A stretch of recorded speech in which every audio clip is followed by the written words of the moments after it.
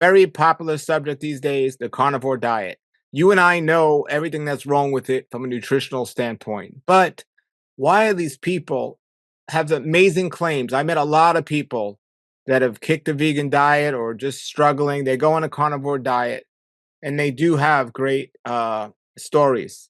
So why do you think that is?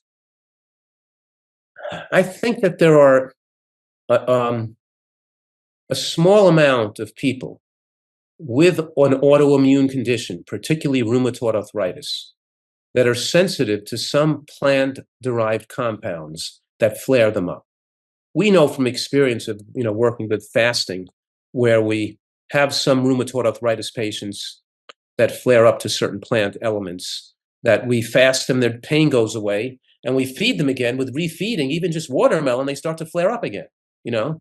And so there are some people that are sensitive to some plant antigens that do better with no exposure like that. But we can solve that without going on a carnivore diet, of course, with time. But, it's very unfortunate that that person is so sick that they have to avoid all plant antigens to destimulate their immune system because they're going to shorten their lifespan. It doesn't mean that a carnivore diet isn't powerfully lifespan shortening and cancer causing.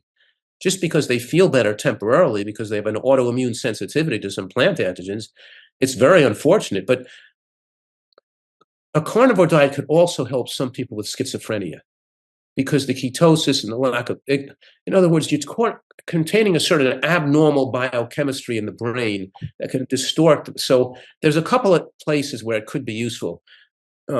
Seizure disorders that are not controllable with medication, schizophrenia, and rheumatoid arthritis who are sensitive to too many plant antigens.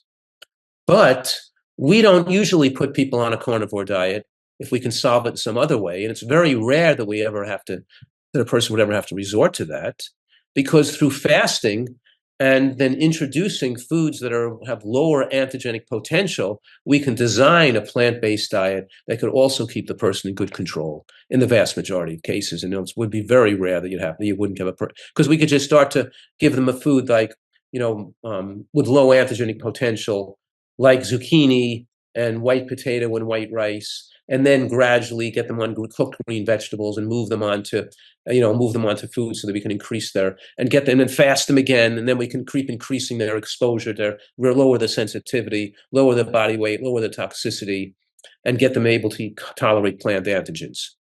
Keep in mind that this inability to tolerate plant antigens means they've inhibited their protective barrier in the digestive tract, allowing peptides to pass through the tight junctions in the digestive tract, so they have digestive impairment and toxicity, which is causing their sensitivity to these plant foods that they feel better on the carnivore diet, which keeps reinforcing the inflammation of the digestive tract and the lack of connectivity and the lack of digestive keeping out the plant antigens. So it makes it so they're going to be more. It doesn't lead to a solving of the problem, though they feel better temporarily.